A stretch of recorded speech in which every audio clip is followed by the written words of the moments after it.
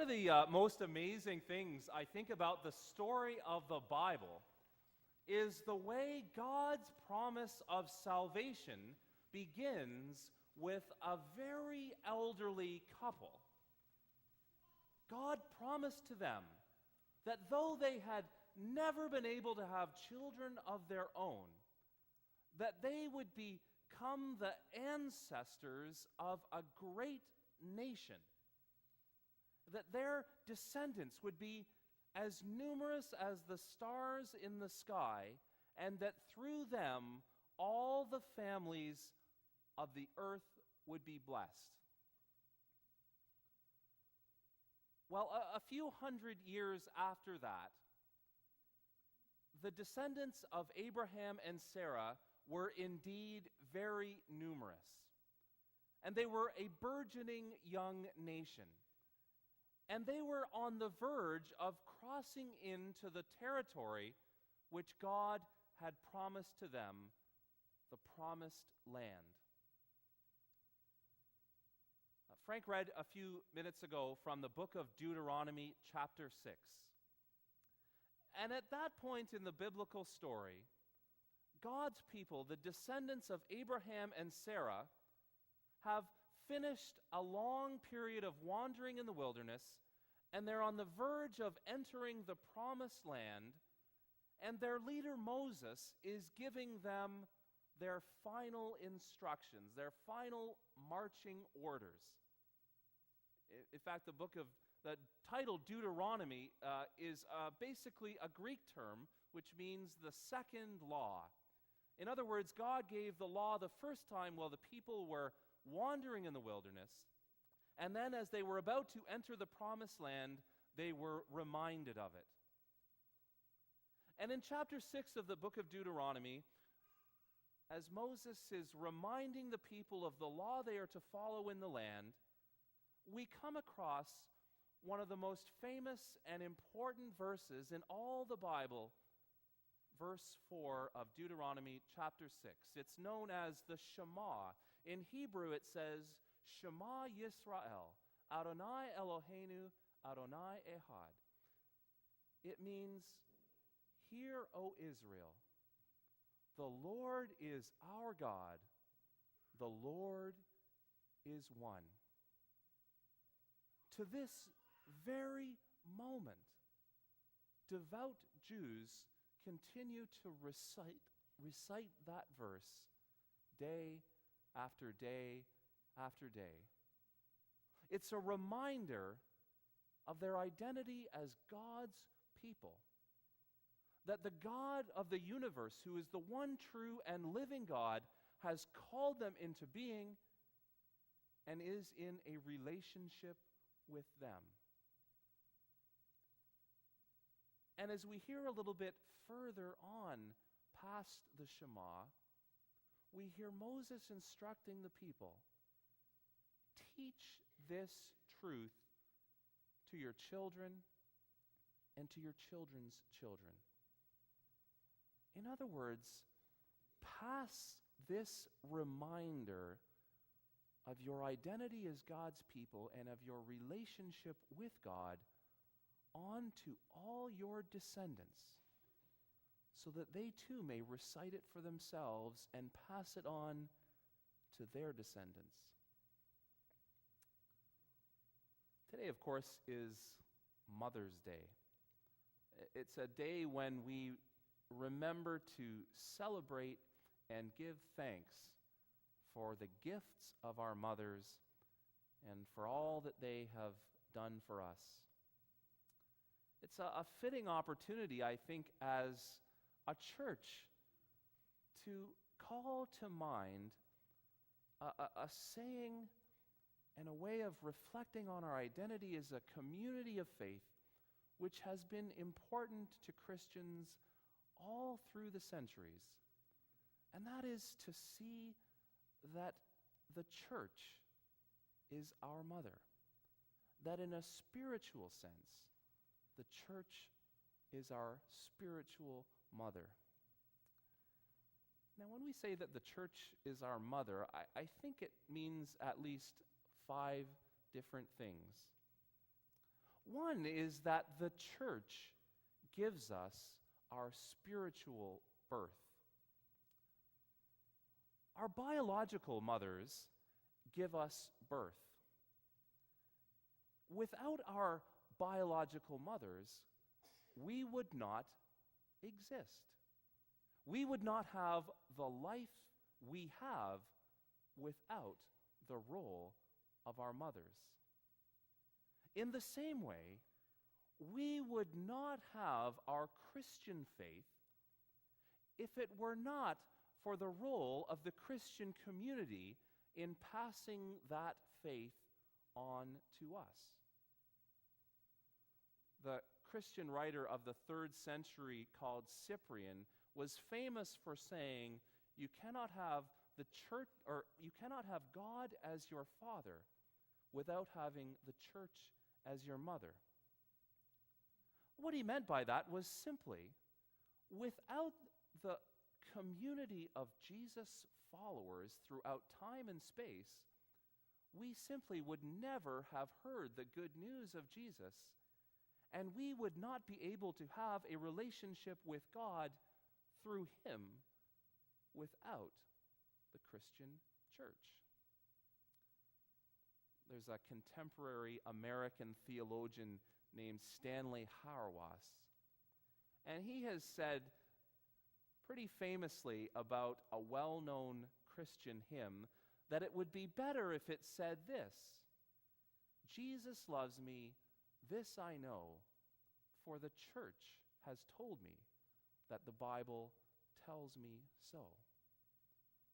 There is a real and a vital sense in which the church, not as an institution, not as a building, but as a living community, is our spiritual mother.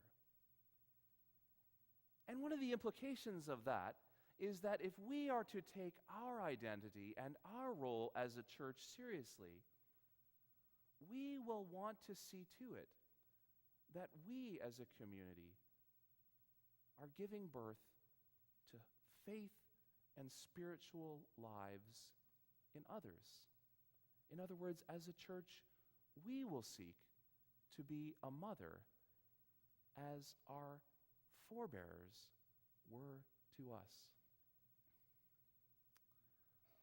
A second thing is that the church protects us, cares for us, and meets our needs. Our mothers, in most of, if not all of our lives, not only brought us into this world, but when we were too young to look after ourselves, they protected us. They cared for us. They met our needs. Our mothers were probably the ones who fed us and clothed us and tried to protect us from danger. Our mothers cared for us. In the same way, a church who gives birth to new Christians, to young believers, to people of God,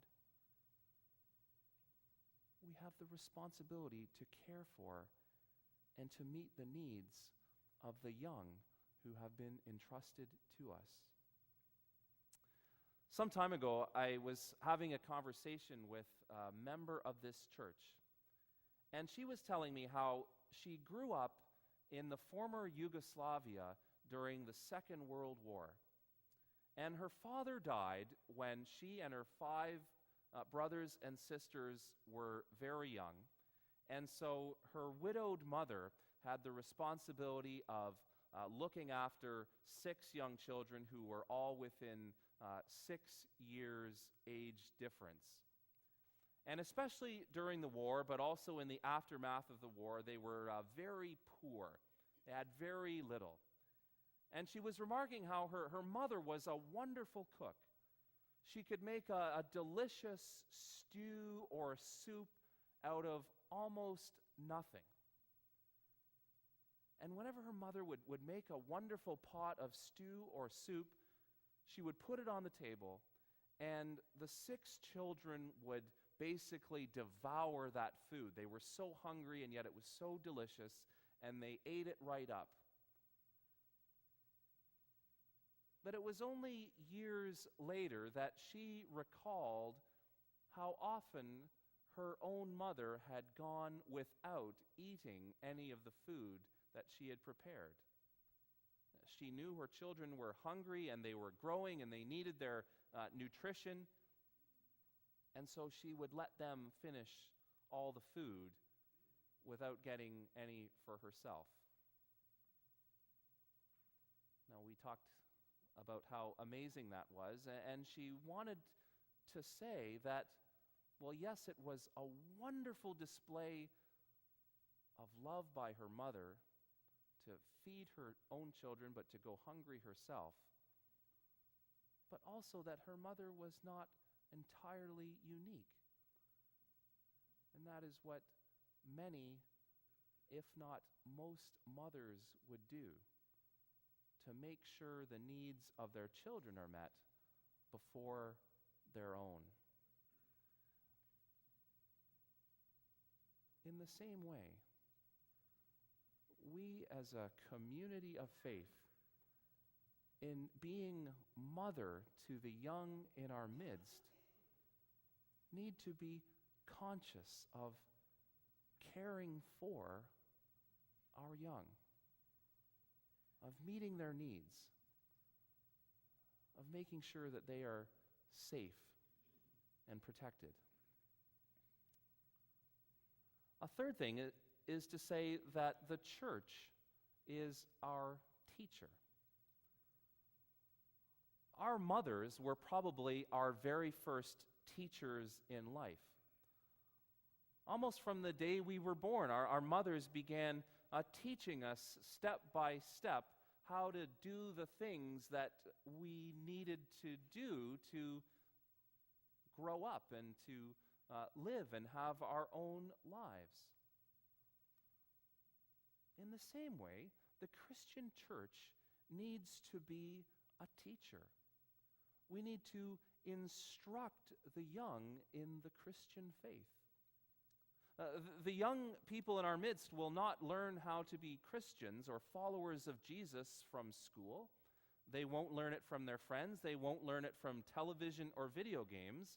They're not going to learn it from our culture. In fact, they're not going to learn it from anyone except for us. And so we need to take seriously our role as teacher. Many of you will know that our little girl Emily is 4, and she's going to be going off to school in the fall. It's scary to think about how quickly children grow up. Not so long ago, it seemed like just yesterday that she was born, and she was just this tiny little baby in our arms, and next year she'll be going off to school. And my wife, Melissa, is now trying to teach her the things that she will really need to know to get a good start in school. Now, one of the things Melissa is working on right now is writing letters. She's helping Emily try to begin to write the letters of the alphabet, and that will help her to get a better start in school.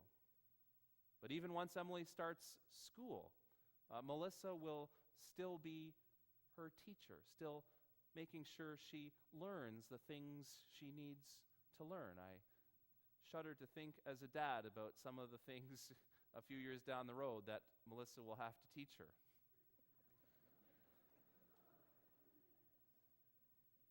One of the documents produced by the Roman Catholic Church is called the Catholic Catechism. It says, because she is our mother, the church is also our teacher in the faith.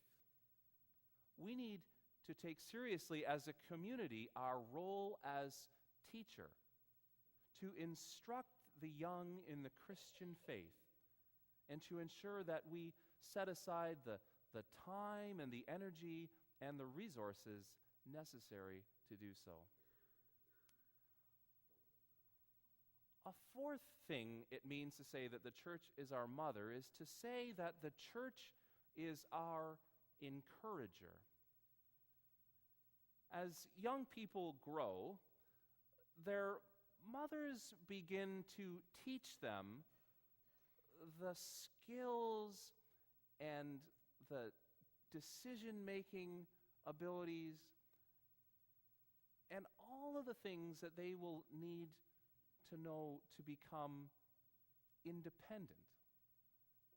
They teach them the things they know to move out on their own and to cease to be dependent on their parents, rather to become independent, functioning adults with their own contributions to make to society.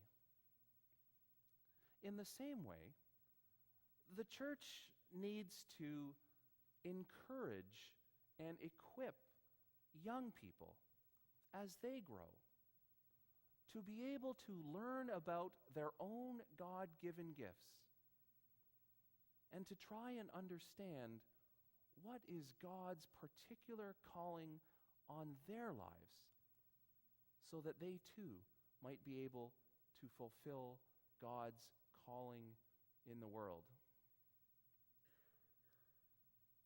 Quite a few years ago now, I was in university in Kingston, and I was looking to go to graduate school and trying to decide where to continue my studies. And one of the places I was really interested in going was a college in North Carolina, which is in fact where I ended up going to study. And in my last year of university in Kingston, I set aside a week to go down and visit the school where I was thinking about going. And my parents both took a week off work, and we all drove down together and had a little road trip of it. And one day when I was on the campus and having a conversation with the dean of the school where I was visiting, he had asked me about what I was hoping to learn and get out of my program of study, and my mom and dad were there. And he turned to my parents and said, your son wants to come all this way to go to school in another country. What do you think about that? And my mom said, well, if someone in our family wants to do something, we try to support them. At a certain point, parents no longer meet the basic needs of their children, but encourage and equip them to become their own people. And that's one of the things that we need to do as a church, is to make sure that our young people, as they grow up, will be equipped to become followers of Jesus in their own right and to fulfill their own calling in the world. Perhaps the fifth thing we might say is that the church ought to love its children unconditionally. Most mothers love their children unconditionally. Now, that doesn't mean that children aren't responsible for their actions. It doesn't mean that they shouldn't be held accountable. But it does mean that even when they make a mistake, they are still loved. In the same way, when we as a church are being mother, we ought to love our spiritual children unconditionally. Ask them to be responsible for their actions, hold them accountable for the things they do, but in all things, love unconditionally. That was expressed so beautiful in the story of Robert Munch that I read to the children a little earlier. That mummy's little boy at times drove her crazy and did things that he shouldn't do But no matter what, at night she would always sing to him, "I'll love you forever, I'll like you for always, as long as I'm living, my baby you'll be." One of the other things I remember my mom used to say is that she would judge a church by the way it treated its Sunday school. In other words, a congregation that prided itself on its instruction and care for the young was a vibrant church with a living faith that they valued and which they wanted to pass on to their children and their grandchildren. A church which values its young is a church which is truly fulfilling its calling as a spiritual mother. We can look around, even in a city like ours, and see all kinds of different churches. Big churches, small churches, churches with traditional hymns, churches with rock and roll music, churches that are shrinking, churches that are growing. And we might look and wonder, why is one church big and another church small? Well, many studies have shown that bigger and growing churches are not necessarily those which are knocking on doors and converting non-believers into Christians. By and large, your bigger and your growing churches are simply those that have kept their young people. From the time their children were small, they continued to nurture them as they grew, and those children became adults and wanted to continue participation in their faith community because they had been nurtured and because they had been loved. And that's one of our jobs as a church, to take seriously our calling to be a spiritual mother, to give birth to new Christians, to care for and to meet the needs of our spiritual children, to instruct our young in the Christian faith. As they grow, to equip them for their own service to God in the world. And finally, to love them at all times unconditionally. I think we find that when we do this, our young people will look at the church and say with fondness, "I'll love you forever. I'll like you for always. As long as I'm living, my mother you will be."